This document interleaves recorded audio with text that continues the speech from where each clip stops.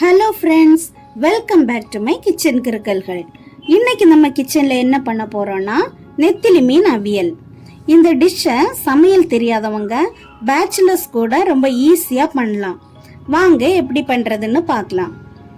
இதை பண்ணுறதுக்கு நான் இன்னைக்கு கொஞ்சமாக துருவின தேங்காய், நறுக்கின சின்ன வெங்காயம், 4 பச்சை மிளகாய், புளி கரைசல், 2 கொத்து கறிவேப்பிலை, நெத்திலி மீன் எடுத்திருக்கேன். புளி சின்ன நெல்லிக்காய் சைஸ் எடுத்து கரைச்சி வச்சுக்கோங்க. அதிகமாயிருச்சுன்னா ரொம்ப புளிப்பாயிரும். இப்போ நம்ம மண் சட்டியில நம்ம கட் பண்ணி வச்சிருக்கிற சின்ன வெங்காயம், பச்சை மிளகாய், கறிவேப்பிலை, 3 டீஸ்பூன் இஞ்சி பூண்டு பேஸ்ட், 1/4 டீஸ்பூன் மஞ்சள் தூள், 1 ஸ்பூன் மிளகாய் தூள், 1 ஸ்பூன் தனியாத்தூள், தேவையான அளவு உப்பு போட்டு நம்ம கரைச்சி வச்சிருக்கிற புளிக்கரைசலை ஊற்றி துருவின தேங்காய் போட்டு நல்லா மிக்ஸ் பண்ணிக்கலாம்.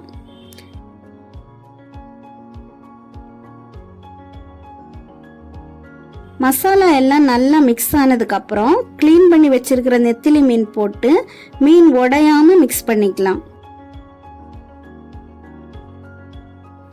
தண்ணி எதுவும் ஊற்ற தேவையில்லை. புளி கரைசல், மீன்ல ஊறுற தண்ணி எல்லாம் சேர்ந்து கரெக்டா இருக்கும். இப்போ ஸ்டவ் ஆன் பண்ணிட்டு நம்ம ரெடி பண்ணி வச்சிருக்கிற மீனை மூடி போட்டு வேக வச்சிடலாம். 15 to 20 மினிட்ஸ் அப்படியே வேகட்டும். ஸ்டவ்வை மீடியம் ஃப்ளேமில் வச்சுக்கலாம்.